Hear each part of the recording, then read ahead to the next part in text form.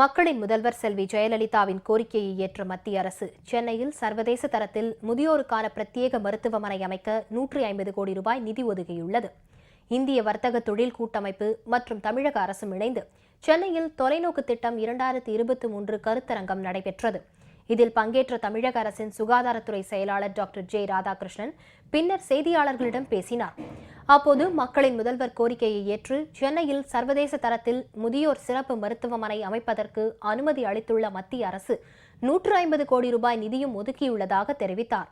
கிண்டியில் உள்ள கிங்ஸ் மருத்துவமனை வளாகத்தில் 10 ஏக்கர் பரப்பளவில் அதற்கான ஆயத்த பணிகள் தொடங்கியுள்ளதாகவும் அவர் கூறினார். தமிழக அரசு முன்னோடி திட்டங்களை அறிமுகப்படுத்துறதுல ஒரு முன்னோடி மாநிலமாக செயல்படுறது.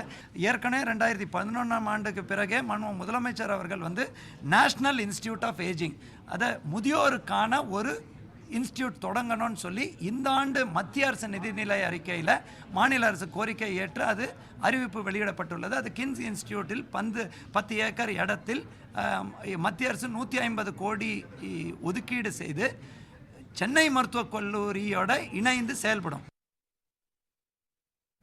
தொலைநோக்கு திட்டம் 2023க்கு செயல் வடிவம் கொடுக்கும் வகையில் மருத்துவத்துறையில் பல்வேறு புதிய திட்டங்கள் வெற்றிகரமாக செயல்பட்டு வருவதாகவும் அரசு மருத்துவக் கல்லூரிகளில் மருத்துவ ஆராய்ச்சிக்காக மையங்கள் அமைக்கும் பணி தொடங்கப்பட்டுள்ளதாகவும் அவர் தெரிவித்தார்.